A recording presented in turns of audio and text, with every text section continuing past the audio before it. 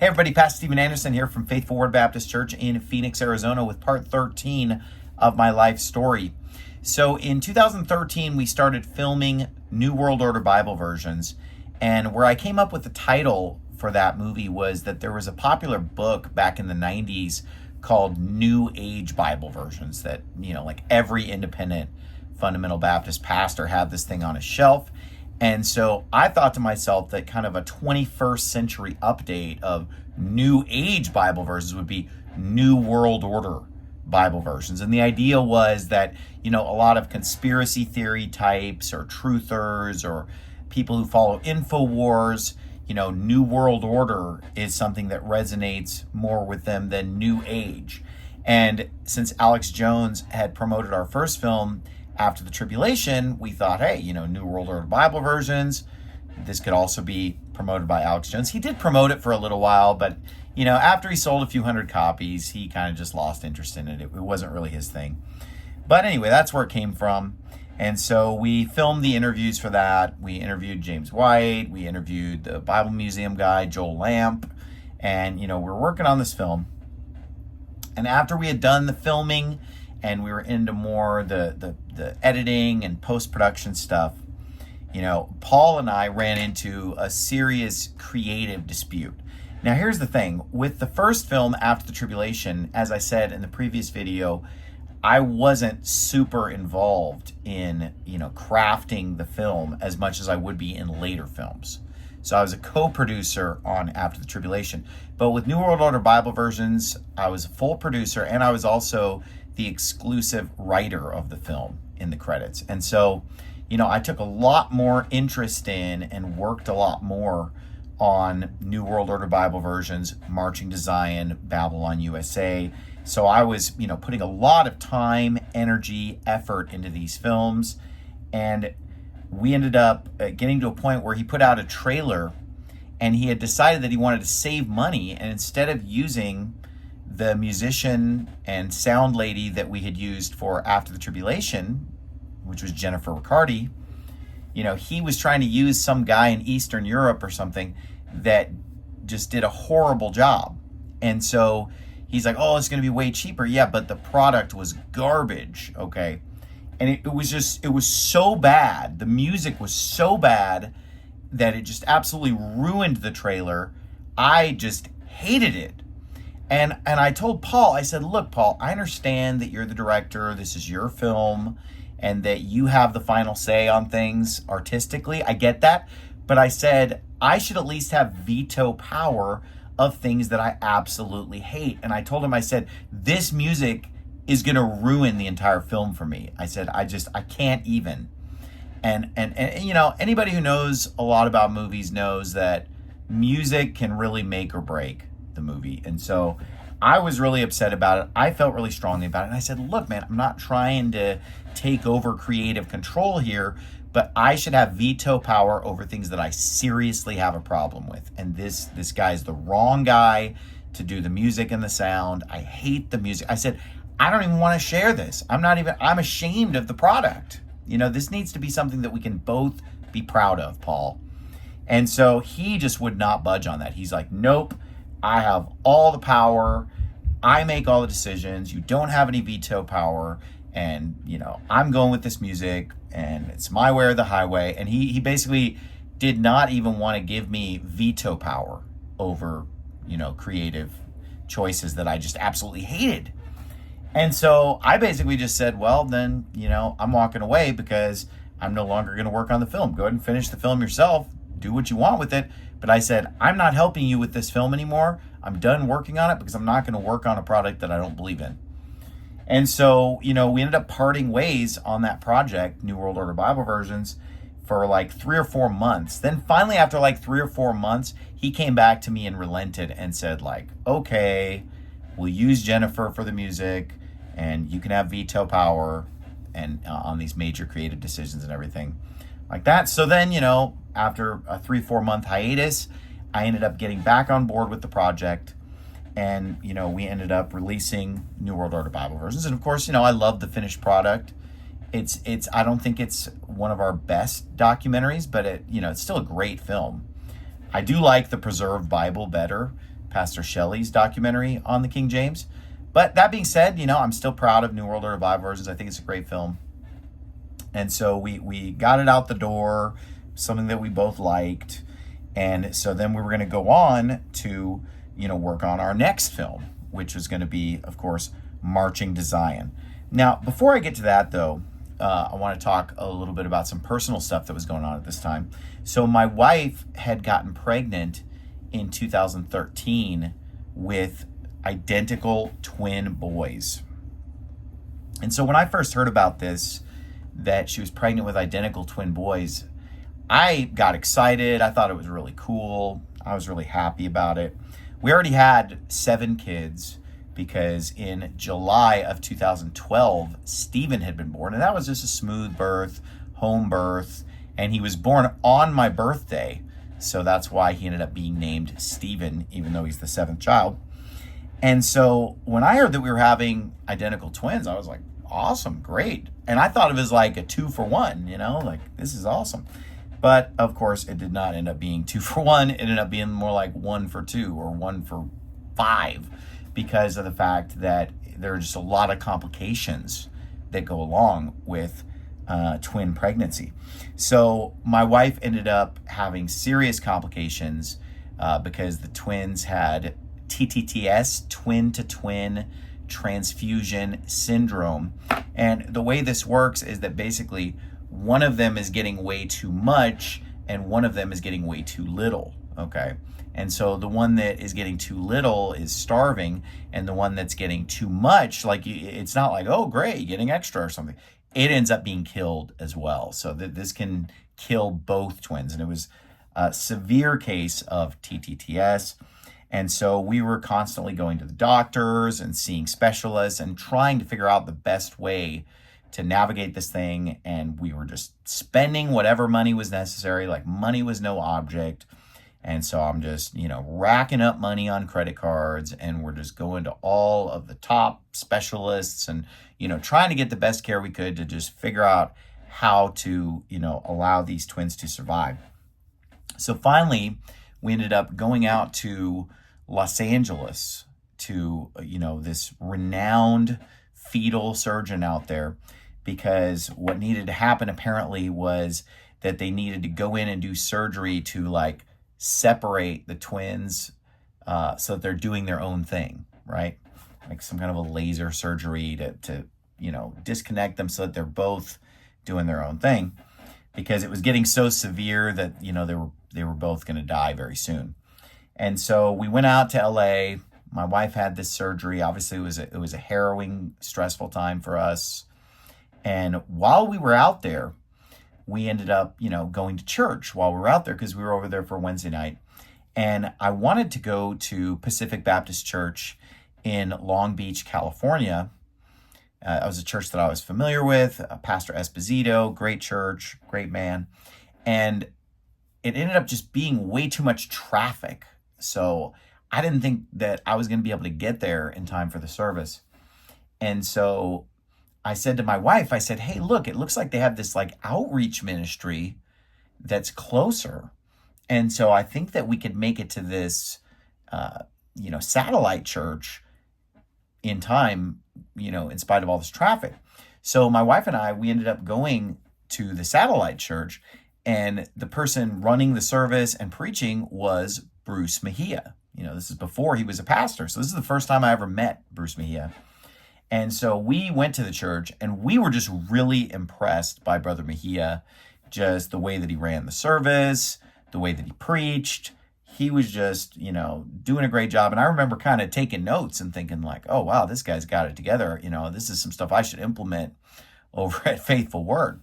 So I got to meet him after the service. And when I met him, he sounded like he knew me a little bit. He wasn't a big time listener or anything, but he was kind of aware of me. He knew how many kids I had, and I think he'd seen After the Tribulation or something. So, he had known a little bit about me, and we just, casually talked. Nothing big really came of that, but, that was important because later on, it would give me the confidence to start FWBC LA with Pastor Mejia at the helm, because I'd already seen him in action. I already knew that he was capable of running a ministry and preaching and doing these things because I'd already found him already able to do those things. And so that was one really good thing that came of that trip. So, all things worked together for good. It was obviously really important that I meet Brother Mejia and see him in action and so forth. So we ended up attending that church actually twice, because we went out to LA 2 different times. Once was like a consultation. The other one was the surgery itself. And so the surgery ended up being a success. And so, both of the babies stabilized. And so, the one that was getting too much started doing way better. The one that was getting too little was doing better. And it seemed like everything was going to be great. Everything stabilized. But then unfortunately, a few weeks later, we go in for the checkup, and the smaller of the 2 just had no heartbeat. So I guess they get to a certain point in the pregnancy where they have a growth spurt, and he just still wasn't getting quite enough. So, he ended up passing away. And the hard thing about this for my wife, though, is that she still had like 4 more months of pregnancy or whatever.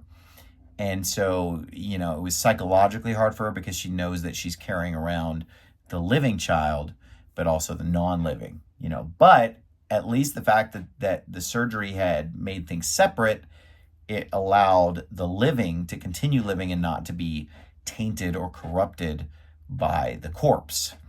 And so, of course, she ended up successfully giving birth to Boaz in 2014. And, first she had to give birth to his brother that passed away, and then she gave birth to Boaz, successful home birth, but it was obviously very sad and difficult to go through that experience. But as I said, this is part of life. All things work together for good. And so obviously God allowed things to happen the way that they did for a reason, and he knows what he's doing. We just got to trust him through these kind of difficult situations. So, I had all these medical bills that I racked up. It's like, how am I going to pay for this? Because I racked up just tens of thousands of dollars to do this, because we just figured, well, we'll worry about how to pay for it later, but let's just, try to save the life here. Well, backing up to 2013, in 2013, I was audited by the IRS, and it seemed like it was a really malicious audit, because the year that they were focused on was 2009, which was the same year of the Border Patrol incident, the Obama stuff. So they audited me. That's kind of a long story, but to make a long story short, I didn't give them any money, and they ended up giving me back tens of thousands of dollars in 2014. And it was like exactly the money that I needed to pay off all the medical bills. So the medical bills were paid off right away. Credit cards were paid off right away. Thank you, Mr. IRS man. But in the process of that whole IRS debacle in 2013, I decided to just shut down my business, because I was, fighting the IRS and dealing with things. And I ended up shutting down my business. And so as of January 1st, because now the church had grown a lot more, as of January 1st, I was, 2014, I was a full-time pastor for the first time. So, and I still am. So ever since January 1st, 2014, I've just been pastoring full-time and just getting my paycheck from the church. So in 2014, we started filming Marching to Zion. Okay, and Marching to Zion was a film that I'd been thinking about a long time, because even back when we were making After the Tribulation, I had said, man, the film we should really be making is the one about the Jews, because that's really the underlying problem, why people get the timing of the rapture wrong.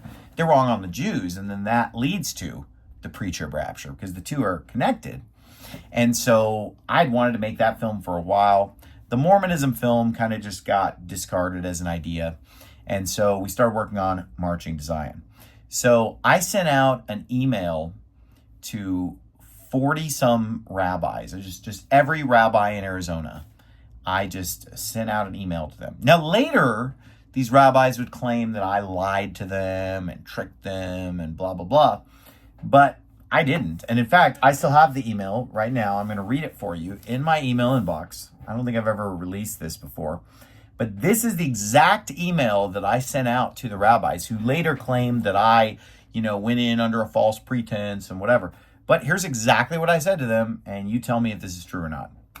Hello, my name is Steven Anderson, and I'm contacting you on behalf of Framing the World Productions about a documentary I'm co-producing. The film will be about Judaism and the history of Israel. We would like to set up an interview with the rabbi about the beliefs of Judaism. Here is a list of questions that we would like to ask him. What process would a person go through to convert to Judaism? What does one study when studying to become a rabbi? What role, if any, do animal sacrifices play in Judaism today? What is the Talmud? What does the word Shekinah refer to? Why do you believe the Jews have been persecuted throughout history? Also, anything that you would like to share regarding the history of Judaism and or the history of the nation of Israel would be great. We will be shooting in Arizona from July 23rd to 26th and would like to do the interview during that time. If there's a time the rabbi would be available on any of those days, please let us know. Thank you. My name and phone number. And that was sent out on July 7th, 2014. And here's the thing. When I showed up for the interviews, those are the exact questions that I asked them. And I did not ask them other questions that are not on this list until they brought things up. So notice that none of the questions are about Jesus. All of the rabbis brought up Jesus themselves. Negatively, of course, because they just can't help but just blaspheme Christ, and they just constantly have to talk smack about the Lord Jesus Christ. A lot of people have asked me, how did you get through those interviews? Because you see me in those interviews and I'm just keeping a straight face and just kind of just listening. Oh, okay, And they're like, man, how did you not get mad at all the just outrageous and blasphemous and weird things that these rabbis were saying? And I'll tell you what, the whole time, what I was thinking was just, this movie's going to be awesome. The more weird and blasphemous they were, I was just thinking to myself, oh man, just keep talking, buddy, because this movie's going to be awesome. And I do believe that out of all the films that Paul and I produced together, that Marching Design is the best one. So, because we made 7 major projects, and I believe that Marching Design is our greatest film. And even after we had produced Marching Design, I even said after that, I said, there's no way we can top Marching Design. Let's make other films about stuff that we like, and let's try to make other good movies. But we can't try to outdo Marching Design, because I just don't think we can. Because I felt like it was just, our magnum opus. And so, I was really happy with the way the film turned out. I mean, it's a great film if you haven't seen it. And to this day, people love it. Tons of people are watching it every single day, even in 2025, 2026. So in addition to working with Paul and putting out these major projects like, New World Order Bible versions, Marching Design, in 2014, I also started to just make some of my own little, what I call mini documentaries or miniature documentaries, where I just kind of threw together my own little projects, just using archival footage and just making them in iMovie or Final Cut or whatever. And so I started to put together my own little projects. Like the first one was AIDS, the Judgment of God. And what that sprang out of was in late 2014, I had preached a sermon where I just casually this wasn't the whole sermon. It was just a statement that I made off the cuff. It wasn't in my notes. I just said, there's all these people talking about having an AIDS-free world by 2020 or 2030 or whatever. I said, we could have an AIDS-free world by Christmas, if we would implement Leviticus 20:13. So I had said this, and it got picked up by the media, and there was just another major wave of persecution and attacks from the media at the end of 2014 over the issue of the Sodomites. And, like I said earlier, in 2009, when I was persecuted, it was hard for me because it was kind of the first time. In 2014, it was just kind of nothing to me because it was just been there, done that. Death. At this point, we were just kind of casual about death threats and just kind of not worried about anything. I mean, my wife got this envelope and it's just spilling out with white powder from some anonymous address. My wife just brings it into the post office, drops it on the counter and is like, why do you guys deliver stuff like this? Like, does this look normal to you? And they were like panicking and freaked out. And they're like, you can't leave that here. You have to take that with you. And my wife's like, I'm not taking it with me. You guys delivered this to me. It's spilling out white powder. You guys deal with it. And then, the postmaster was like contacting us about weird things that were coming in the mail. And we're just getting all kinds of just threats and attacks and protesters and, TV coverage. And this is where the famous interview came from, where I did the live TV interview that most people have seen. It's probably my most famous interview about the AIDS-free Christmas, as it became known. And what's funny is I actually had like 3 or 4 live interviews lined up with TV. And I did that interview and all the other interviews canceled. They're like, no, because obviously if you've seen the interview, I pretty much took the guy to school. And so all the other interviews canceled because I started just refusing to do pre-recorded interviews because I just got sick of spending so much time talking to them for an hour so that they can pull out the 20 seconds that they like. So I started saying, yeah, I'll do an interview as long as it's live. And of course they didn't want to do that because I'm going to eat their lunch. So I put out that little mini documentary, AIDS, the Judgment of God, but it got a lot of action online. People liked it. I did another one called The Truth About Birth Control, Failure to Obey, Marxist Lucifer King, Professing Themselves to be Wise. Over the next couple of years, I was cranking out some of those, and ultimately I ended up putting out like more than 10 of them.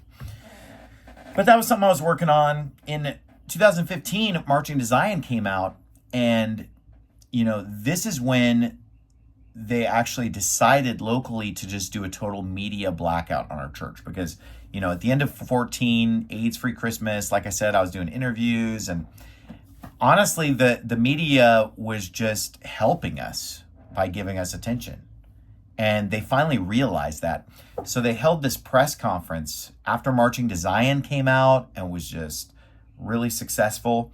They held a press conference and said, we are not going to talk about Pastor Anderson anymore. They said, it was like politicians and media and everything. They all got together and had this press conference and they said, all we're doing is just making this guy more popular.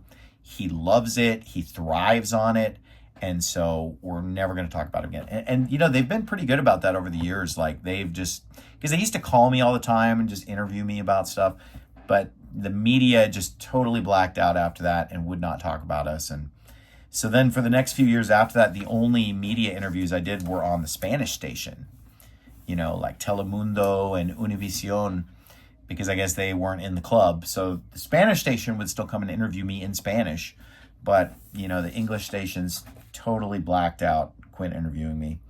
So around this time too, I got the idea of wanting to get a lot of our films and sermons and things translated into other languages.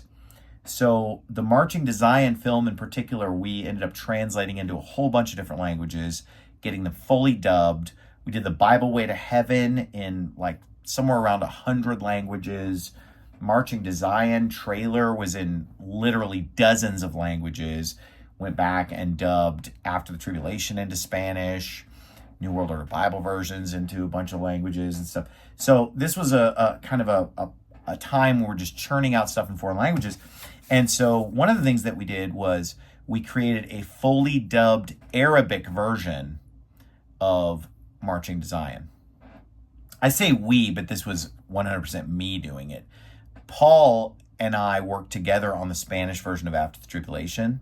But as far as all this other foreign language stuff, I just did that on my own. So I ended up hiring people to translate it into Arabic, to do the voices, and then I synced it up myself because, in 2013, I had started studying Greek and Hebrew. And so I had enough Hebrew knowledge to where even though I don't speak Arabic at all and I don't understand Arabic, because there are some connections between Arabic and Hebrew, I could at least understand it enough to plug in the right voice at the right time, getting the voices from the voice actors and syncing it up the right way. So we produced this Arabic version of Marching to Zion, and, made 1,000 DVDs of it.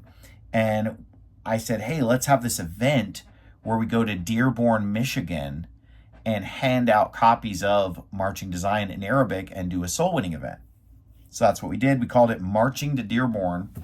And we went out there. People were warning me, like, don't go there. They kill Christians there. It's Sharia law. Of course, that was all made up and hyped by the media. We got there. Everybody was friendly. Everybody was nice. We had a good time. So we handed out the movies, went soul winning. 60 people showed up to go soul winning, and I forget how many people we had saved, maybe like 28 salvations or 30 salvations. I don't remember, but we got a bunch of people saved, handed out a bunch of copies of the film, and we had such a good time at that event and, training new soul winners and stuff, that we just decided to start doing these soul winning marathons all over the country and just hand out the films in English. And so we ended up doing one in Washington, D.C., Atlanta, Georgia, Portland, Oregon, Boston, Massachusetts. And, sometimes 60 people would show up, 85 people show up, whatever. And, we had some really successful events. The most successful was probably Atlanta, Georgia. I think we had like 127 salvations, or I don't remember the exact numbers, but I know it was like, at the time, it was the most people I'd ever baptized in one day, because I baptized like a couple dozen people. And so that was pretty crazy at that event. And then we also really got into foreign missions around this time, like 2015, going into 2016. Started doing missions trips to Guyana, Mexico, Botswana. We got into the Indian reservations. And so this was just a really productive time. We had the films out there, soul winning marathons nationwide, missions trips, and our church just grew dramatically at this time. One of those years, we added 100 people in 1 year. So it was just a huge amount of growth. Everything's thriving. 2016, my daughter Chloe was born, our 9th child. And then by 2017, our church was running well over 200 people, maybe the high 200s or something on Sunday mornings. And this is when we ended up having our first church split. And it wasn't really a church split. It was more like a church splinter, because like I said, we had about 300 people in the church, and we ended up losing about 30 people in one shot. So it was about 90% of the church still stayed. But that was the first kind of big split that we had. And this was, of course, our deacon, Tyler Baker, was teaching heresy. He was teaching against the Trinity, which is obviously horrifying, because that's a key doctrine of the Christian faith. And so how I first found out about this was I was actually swimming down at the Salvation Army gym or whatever. And so I was swimming laps, and my wife picked me up, and I get in the car, and she had just heard from a church member about hey, the deacon is teaching strange things about the Trinity and this and that. And my first instinct was to defend him and, say, well, I think it's just a mix up. And yeah, I don't think he explained that very well. I think it's just a misunderstanding.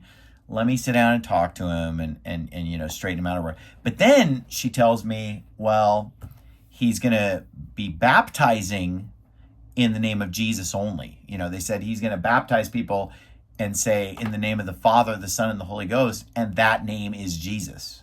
As soon as I heard that, I realized wow, this is damnable heresy, because I knew that the modalist heresy, the Pentecostal oneness doctrine, the keystone of it is Jesus only baptism, and I'd been made aware of this many, many years earlier, because even when I went to Regency, one of the deacons at the church had explained it to me.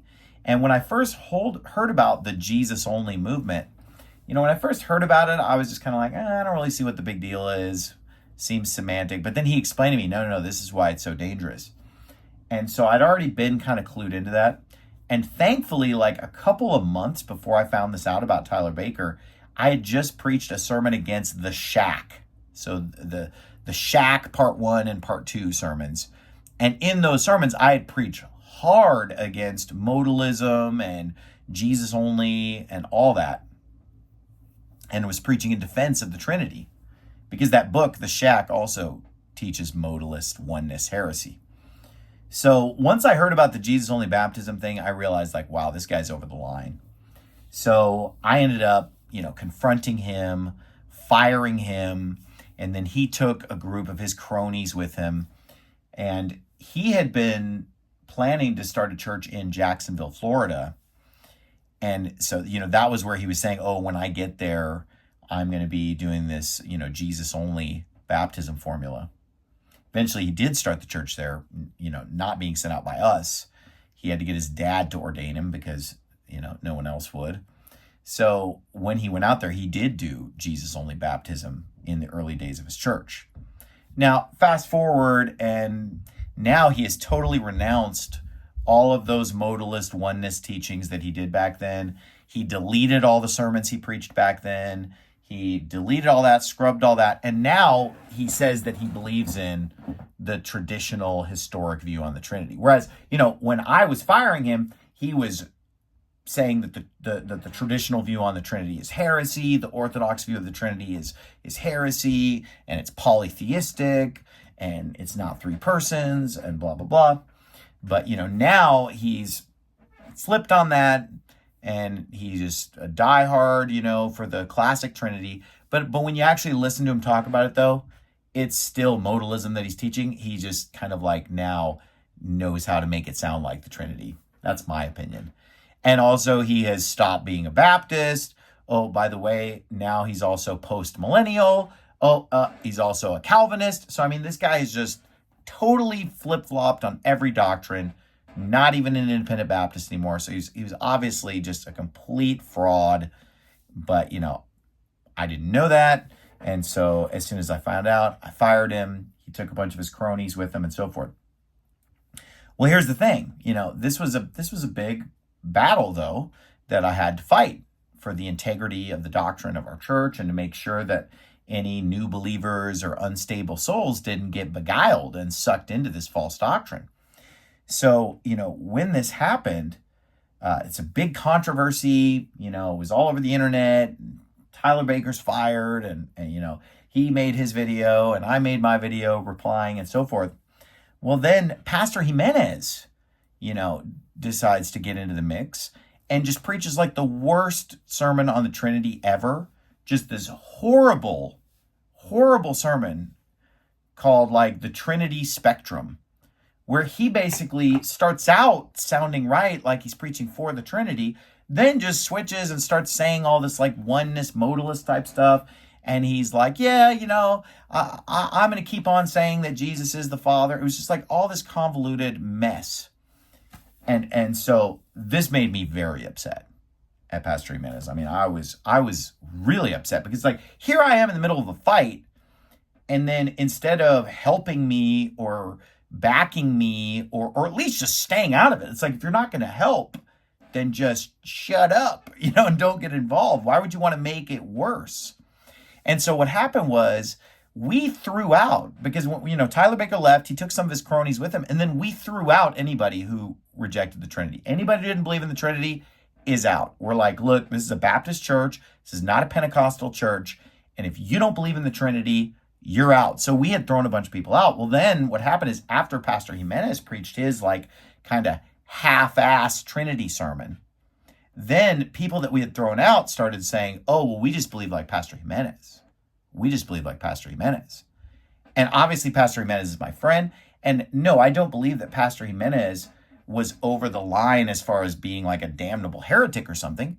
Obviously, he's a saved Christian and, he believes in the Trinity, but it was just that his sermon was so confusing and screwed up and kind of left the door open for this damnable heresy that it ended up just causing me problems, because then I have people that had, followed this heresy claiming, oh no, I just believe like Pastor Jimenez, or this hybrid view, or this kind of wishy-washy view. And so we ended up, talking about this as a church, and we ended up, coming up with a policy that said that if you were thrown out for not believing in the Trinity, you cannot come back to the church saying that you believe in Pastor Jimenez's view or whatever. We said, you have to come all the way to Faithful Words view or you're not welcome.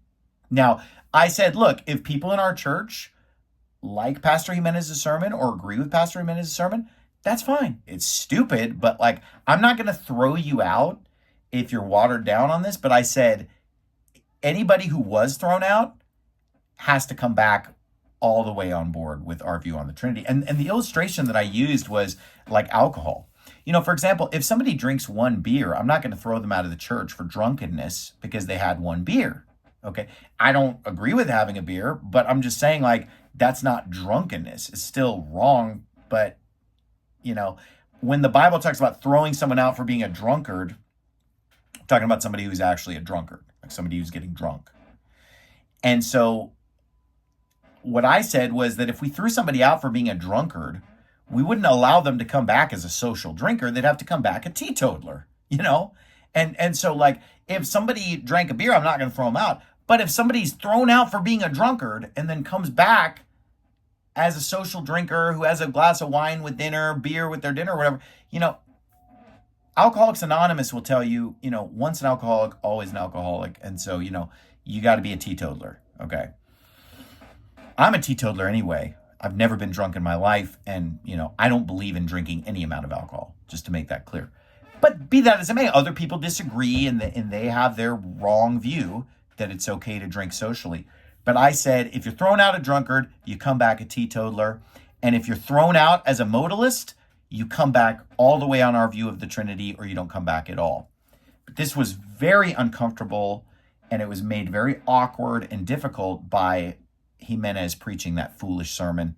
And so, you know, I called him on the phone and I yelled at him and told him off because, you know, it was just such a jerk move to preach this stupid sermon that ended up just confusing everybody and making our problems worse. And, you know, he never took back the sermon, but, you know, I got up behind my pulpit and I told him, I said, well, I'm going to preach against your sermon. And I said, I don't want to preach against you. I don't want to preach against your sermon, but I said, I have to, because I'm in the middle of a fight here. And so I have to deal with this. And so, you know, I did rebuke his sermon from the pulpit. And here's the thing. He never took back the things that he said in that sermon. But I noticed that over the years in subsequent sermons, he was definitely all the way on board with our view of the Trinity, which is, you know, the right view of the Trinity. And so, you know, I do believe that he got the doctrine nailed down and he got the doctrine right. But the problem was that early in the controversy, he went off half-cocked and he ended up making things worse. I'm going to call it good for this video with that. And so I'll pick up in the next one from 2018 onward. God bless and have a great day.